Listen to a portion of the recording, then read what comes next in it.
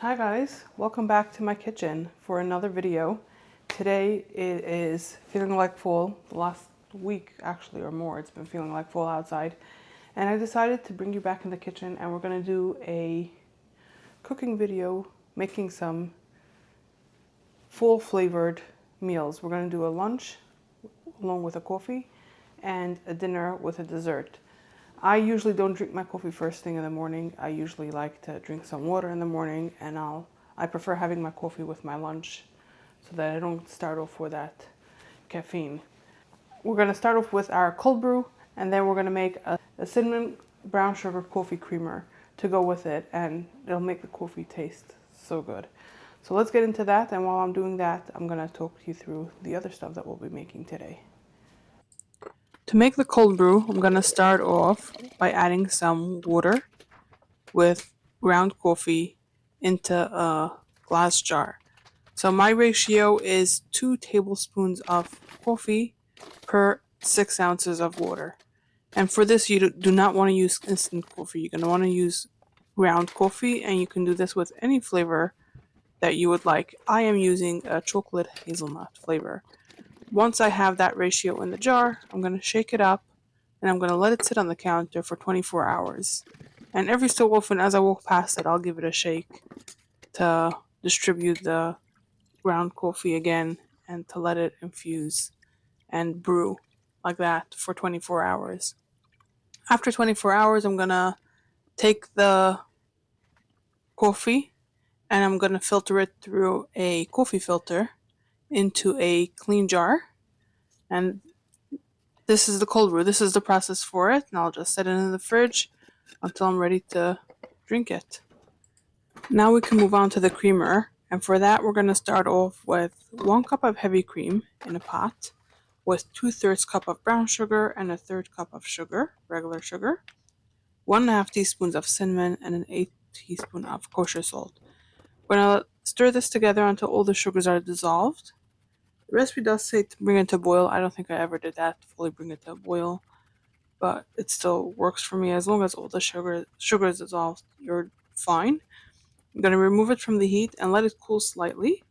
Once it has slightly cooled, you're going to mix it together with either half and half or milk. I'm using milk. And I just do this directly in the jar that I'm going to storage it in. So I measure out the milk in the container, in the jar, and I pour the mixture that I had heated up into that jar, shake it up to combine, and set it in the fridge until I'm ready to use it in my coffee. For my cold brew, I like it iced. So we're starting off with a cup of ice. And for lunch, together with our coffee, we're going to have an avocado sweet potato taco. I've already gone through quite a lot of this from when I made it until now.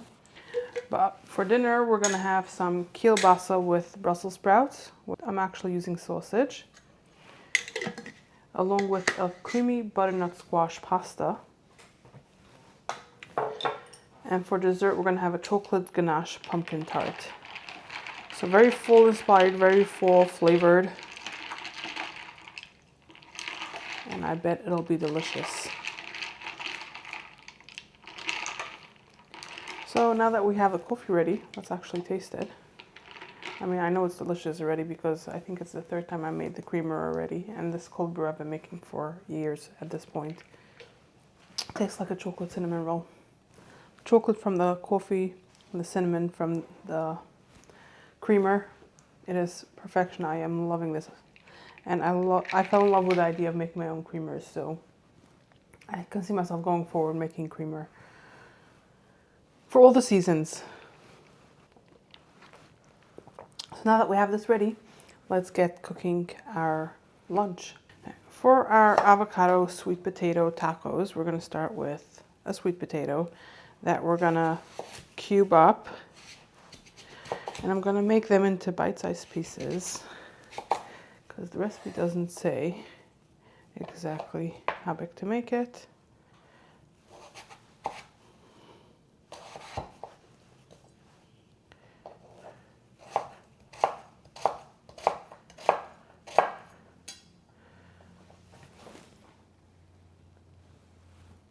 I'd say like 1/2-inch cubes. And I guess I'll let you know if this was the right size for it or not.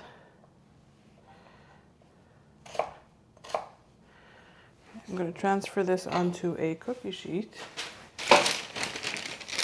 which I have lined with a parchment paper.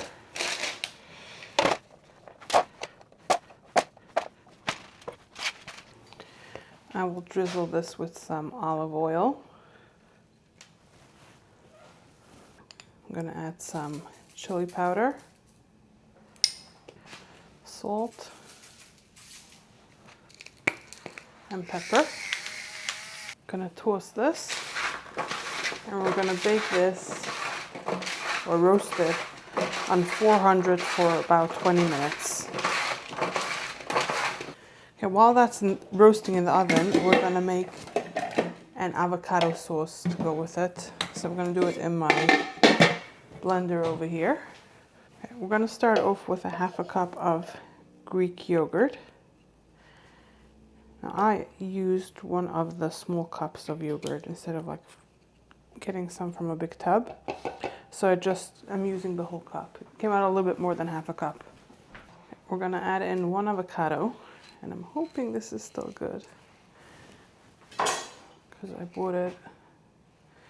It needs to be a small one. It has a little bit of bad spots, so I'm going to cut out those spots and I'm going to use the rest of it. But I do think I'm going to cut this into smaller pieces before I get it into the blender so that the blender has an easier time mixing it all together. This is the easiest way to get a pit of an avocado out. And I did the same thing on this side. I removed the bad spot. I'm gonna cut it into smaller pieces and get it into the blender.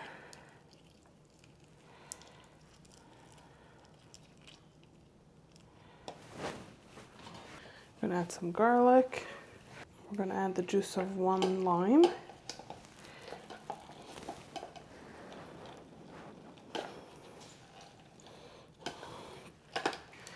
Add some sea salt. I'm gonna leave it handy because we're gonna taste and adjust, along with some black pepper.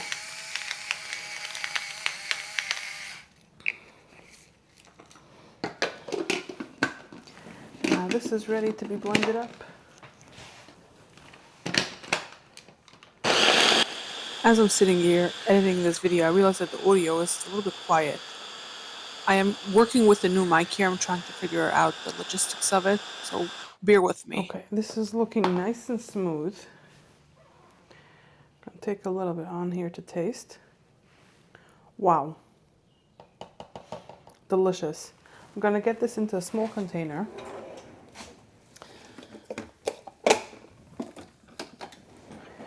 Because this is way more than I will need for today. But I will enjoy this on some other stuff as well over the next few days. Okay, I'm gonna set this in the fridge. I'm gonna get all of this washed up and put away. And now we're just waiting for our sweet potatoes to finish roasting. Okay, our sweet potatoes are ready.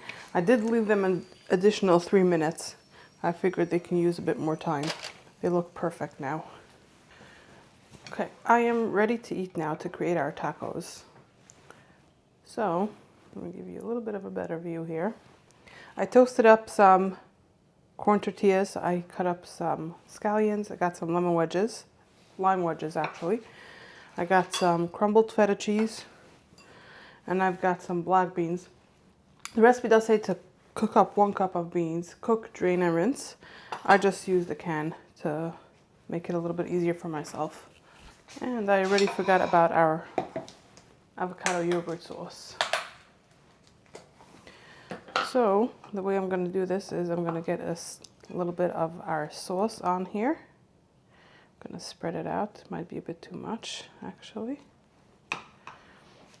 And I will need something else for our sweet potatoes.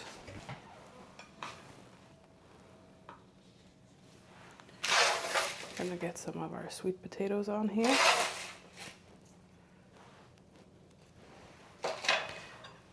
Some black beans.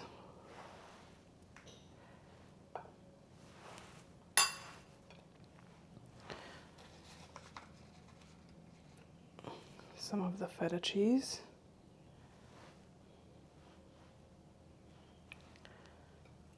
Scallions. Everything is falling. Gonna squeeze a little bit of the lime juice on here.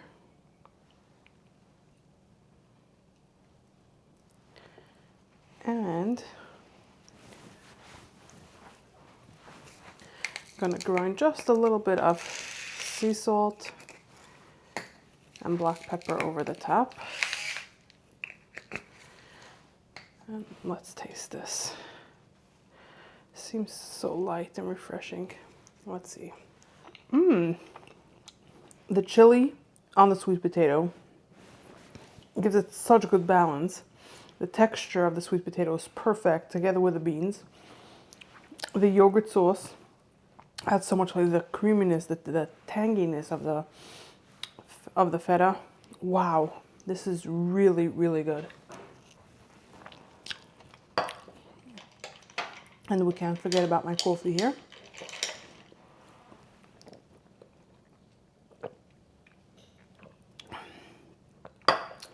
Wow, I can feel the leaves changing color.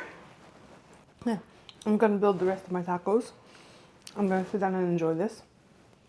And I will see you guys in a second when we prepare our dessert and dinner. Now we're gonna make a chocolate ganache pumpkin tart, but instead of doing it in a tart pan, we're gonna do it in a 9x13.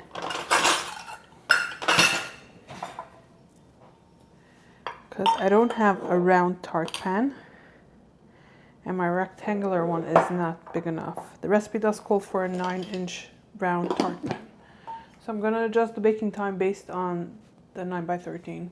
And the reason why you want it in a tart pan is so that you can pop out the tart. So I'm looking what goes next. And so mine won't be so pretty, and I'll serve it from the 9x13 instead of popping it out and having it on a tray. So I'm starting with a cup of flour. I'm adding a 3/4 cup of sugar. And I probably should have done a bigger bowl.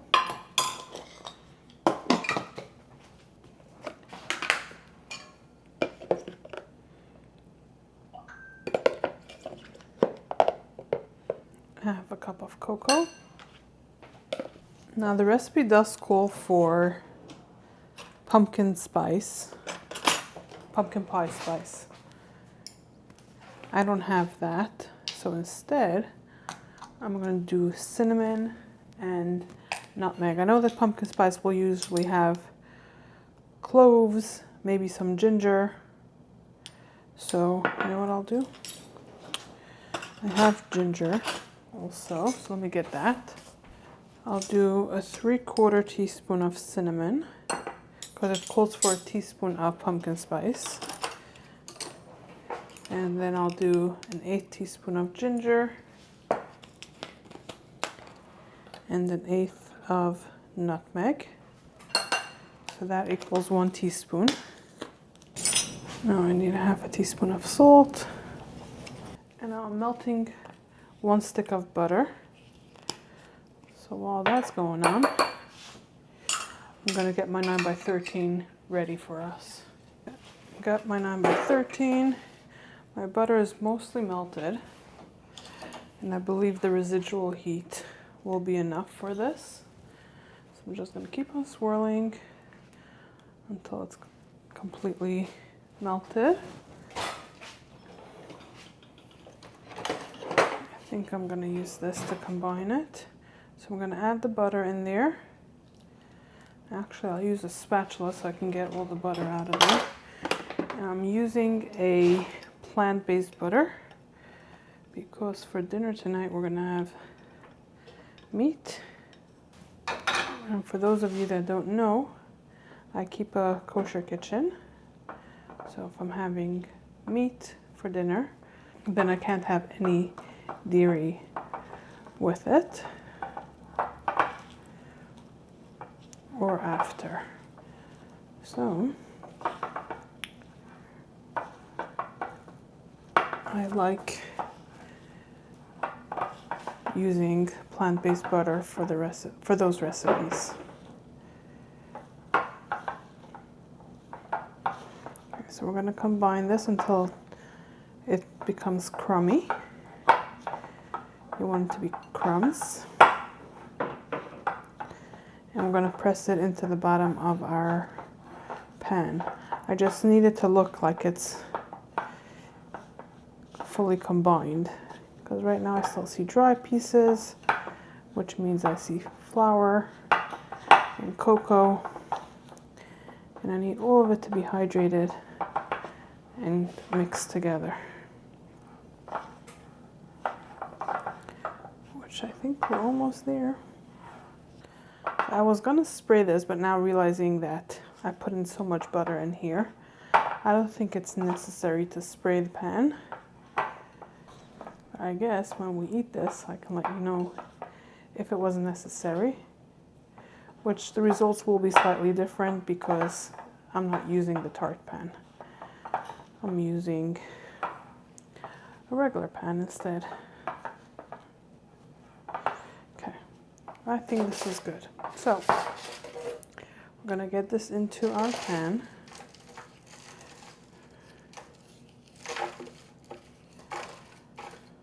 We're going to press it down the bottom, and for those of you that are doing it at home with a tart pan, it's very important to bring it up the sides as well to seal it so that nothing will leak out later on. But for me, since I am not using a tart pan, it is not that important.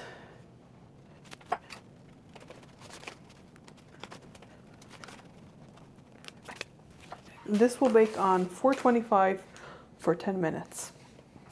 Okay, now we're going to work on our creamy butternut squash pasta. So we're going to start with a small butternut squash that we're going to cut in half.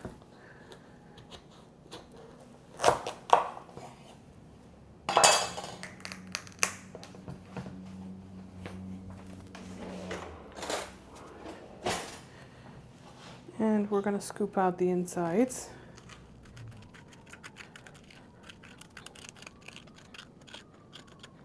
Now the recipe only calls for half of a butternut squash, of a small butternut squash. I don't know what I'll do with the rest of it, but I think I'll just roast it up with it and we'll figure out something to do with it. If I don't know what to do with it later today, then I'll just freeze it and it'll be ready roasted butternut squash for whatever I can come up with later, and I'll be one step ahead. Okay, so now we're going to transfer this onto a cookie sheet, which I have already lined with a parchment paper. Now before we get this into the oven, we're going to drizzle this with some olive oil and some sea salt, which I'm going to grind up.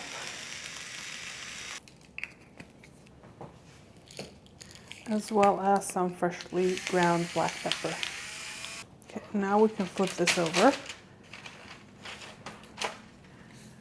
But before we do anything more, let me actually bring back my cutting board.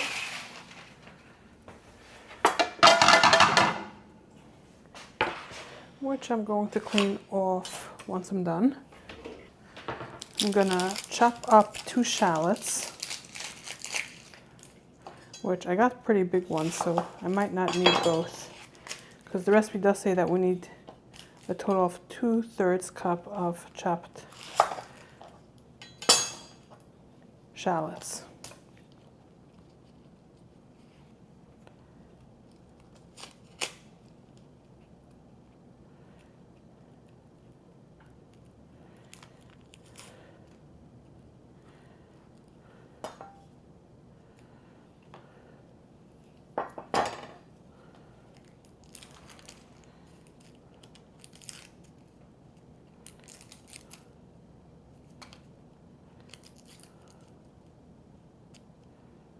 Yeah, I think the 1 shallot will be enough for me.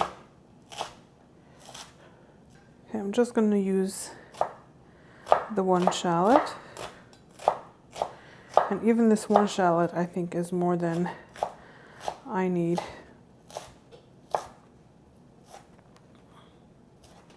So I'm going to get out a piece of foil.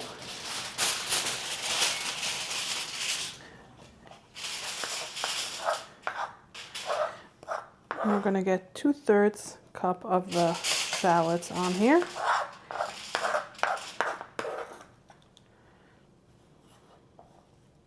I think the one shallot was perfect. Next, we're going to add 3 cloves of garlic, unpeeled.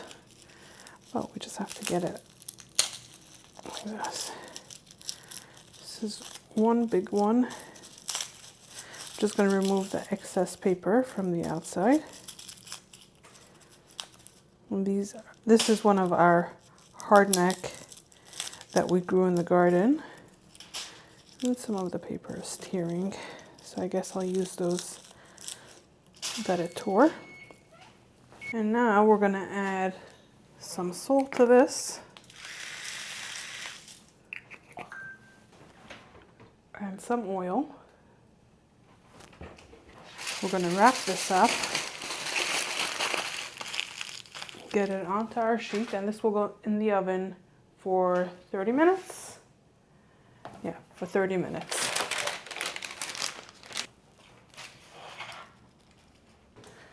I'm getting a cooling rack out, and here we go, the crust for our chocolate pumpkin ganache. Chocolate ganache pumpkin tart. The crust for that is out. Okay, so now that we got this out, we can start working on our filling. So we're going to set that aside. So for the filling, we're going to get a big bowl out. So we're going to start off with a can of pumpkin puree, not pumpkin pie filling. Because the pumpkin pie filling already has the spices. And we want to add our own over here. Next, we're going to add in 3 eggs, and I'm going to crack one at a time. Now we're going to do a 3/4 cup packed brown sugar. I keep a marshmallow in there to keep it fresh and soft. Prevents it from turning into a rock. So it's a 1/4 cup, so we're going to do this 3 times.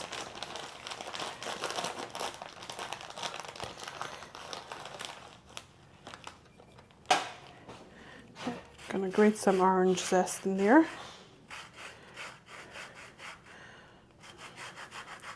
I'll just do the entire orange. The recipe does say to use 2 teaspoons. I don't know how much this will get to.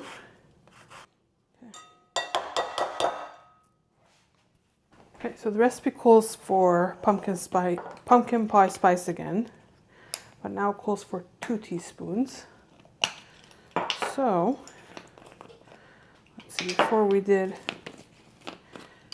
1/8 of the nutmeg and the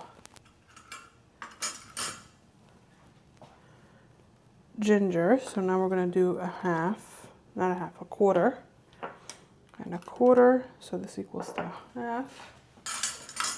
So I'll do 1.5 of cinnamon.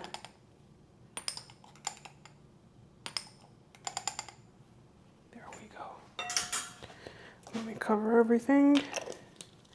So we're actually going to whisk all of this to combine it.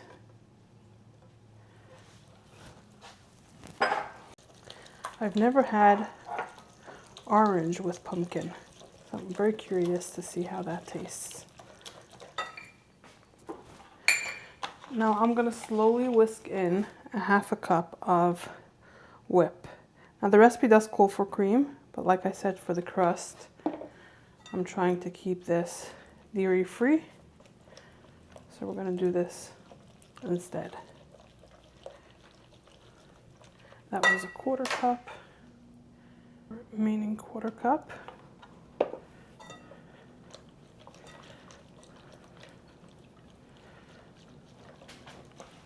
Whisk it until it's fully combined. I'm gonna clean up a little bit before we get ready because I have my butternut squash for our pasta in the oven, and I need the timer to add up to the time that we need for this. Okay. So now we can pour this over our crumb. Now this will go back into the 425 oven for 15 minutes. And then we're going to lower the temperature to 350, and it's going to finish baking for 40 to 45 minutes. Just getting it till the edge. While we're waiting for our butternut squash to finish roasting, which we have just 4 more minutes for that, and I'm already boiling some water for our pasta, we're going to start working on our protein, which will be the kielbasa with Brussels sprouts. And we're going to start chopping some vegetables. There's not much to chop, but we do have the Brussels sprouts, which we need to trim and cut in half. Ooh, these are not good anymore. Those are definitely not good.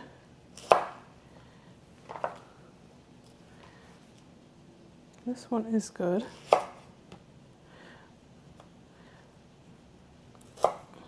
So it won't have as much Brussels sprouts as the recipe calls for. I don't understand why it went bad so fast. And I got an onion from our garden. Now the recipe does call for a red onion, but I don't have any more from our garden, and I'm trying to work through all of these onions before I start buying any more from the store, which I don't have much left. Okay, the recipe does say to chop it up. Hold on. Our butternut squash is ready.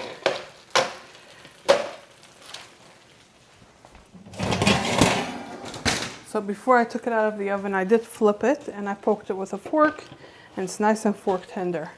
So we're gonna let that cool for a second while I finish cutting these up. Now, the recipe does say to chop it, but I think I'm gonna cut them into strips like this.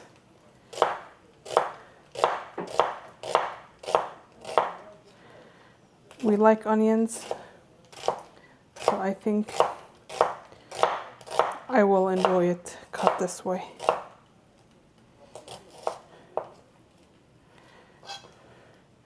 So now this will be ready for us when we're ready to go ahead and make our kielbasa.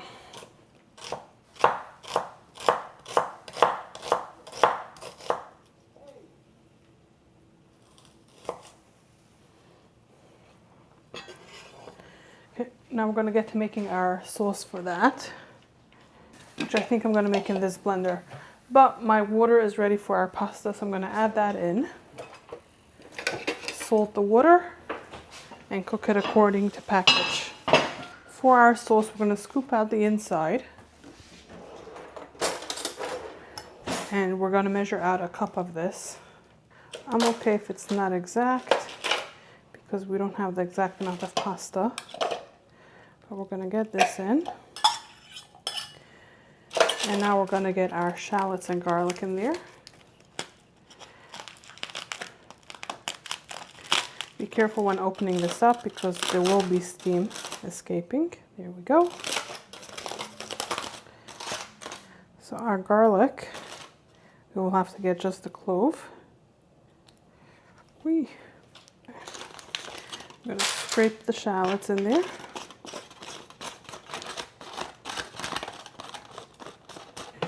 We're going to add a 3/4 cup of water, a 1/2 cup of raw cashews,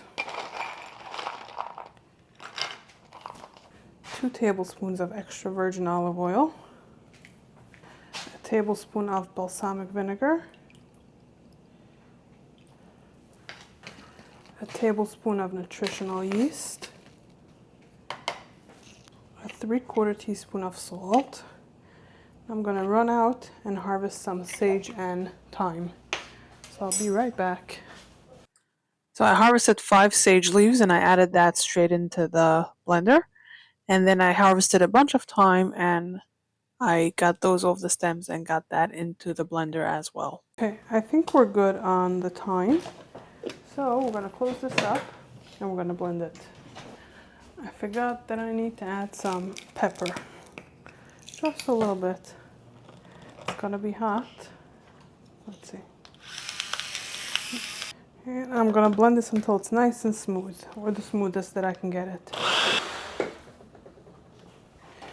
Let me taste this for spices and for the texture. Oh wow. Tastes really good. Okay, let me check the texture now. Get another spoon. A lot smoother. Okay. I think I'm going to continue blending this until the pasta is ready, which it needs another minute and a half. So I'm going to keep on doing this. Okay, so our pasta should be done cooking now. So we're going to reserve some of this water, about a cup of this. I'm going to set that aside and we're going to rinse and drain this pasta. Actually, we're not going to drain it. We're just going to, we're not going to rinse it. We're just going to drain it. We're going to add our pasta back in and our sauce that we prepped. I'm going to start mixing this together.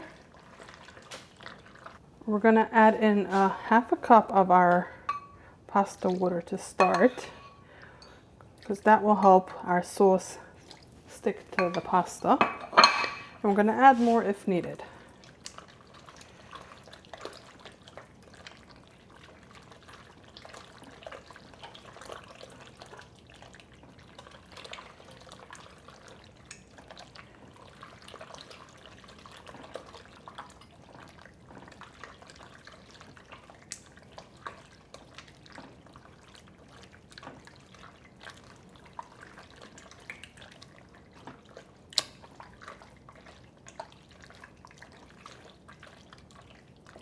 Okay, let me taste this.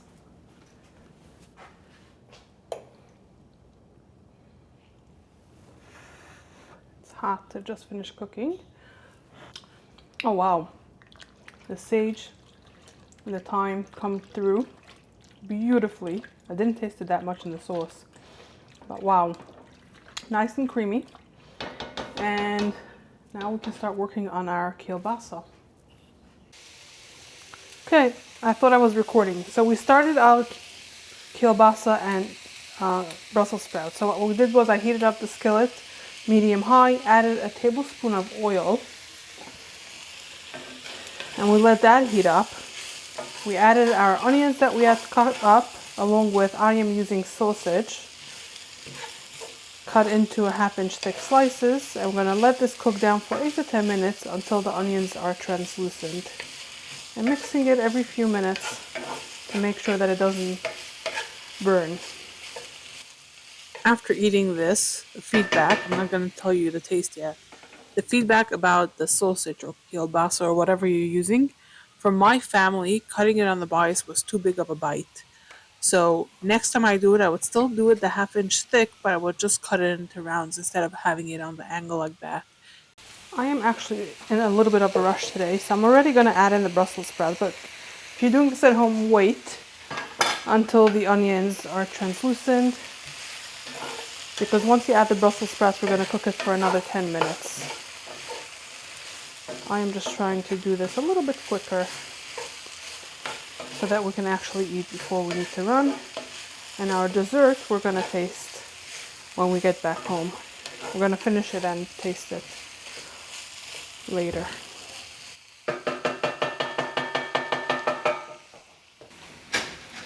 This is our pumpkin tart coming out of the oven. The recipe says to do this at the end, so I'm going to do this now. I'm going to add some salt and pepper.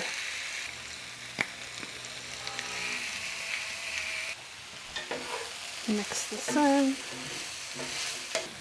I'm making it to go dinner, I'm eating this now while that's finishing.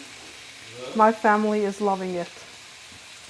I think we're gonna make this again. So I think the second half that I roasted already, I'm gonna freeze, and we can make this dinner again without having to roast the butternut squash. Oh, it's a nice color already. Okay, so I'm gonna transfer this so I can rinse the pot. Okay, so I transferred this into a bowl so that I can start cleaning the pot. So I'm gonna grab some of the Brussels sprouts, some of the onions, some of the sausage, and we're gonna taste it. And then I'm gonna pack it up and we're gonna eat it in the car because we don't wanna be late. Okay. Simple, like there's nothing to it, just onion, Brussels sprouts, the sausage, salt and pepper. Delicious. Together with this, it feels like fall. We're gonna enjoy this dinner. So this dinner, this concept I've seen going around a lot, just using kielbasa or sausage or any type of meat like that with base of an onion, and you can do any vegetables that you have in the house, whatever is in season. And I just wanted to try this for the concept to see if my family liked it. And we did. So I can see myself doing this more in the future because it just came together in minutes and it just needs the oil, salt and pepper, and whatever vegetables you have in the house. Okay, it is quite a bit later. Our tart has definitely cooled enough. We're going to make the ganache now. So we're going to heat up a half a cup of cream. So again, I'm using whip instead of cream. So you want it to come just to a boil. That's it. You don't want to actually boil it. While that's going on over there, I'm going to get in here some chocolate chips. Okay, now the recipe says it's coming up to a boil too fast. It's not hot all the way through. So the recipe says to do a 3/4 cup of semi-sweet chocolate chips. I have over here a mix of a bunch of different types. I'm just going to use whatever I have in here. Ooh, okay. That is good. So we're going to get this over our chocolate. And I might have messed it up. And we're going to let this sit for 10 minutes, which is going to start the melting process for this.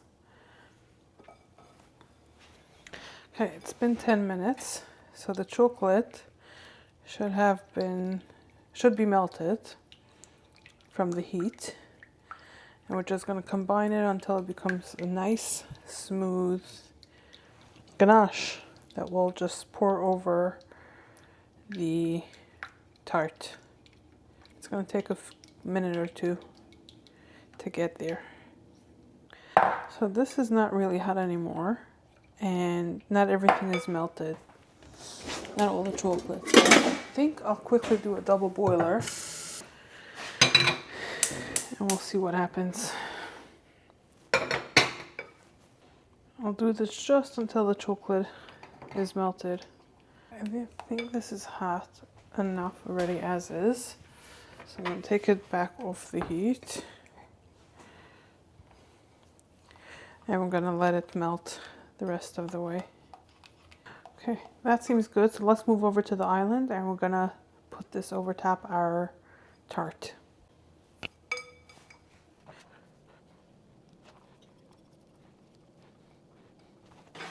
I'm going to smooth it out.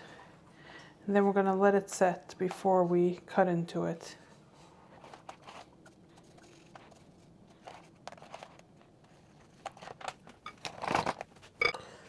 Okay, so our ganache is set up, and this is what the side looks like, the edge. But if you look inside, I should have done it on a lighter plate so that you can see better. But this is looking so good. I'm not plating this all fancy because we're just doing a taste test here. I'm not serving anyone. I'm not making it for an event or a party or anything. So we're just gonna go for it. Look at that, the crust, the pumpkin filling, and the ganache. Delicious.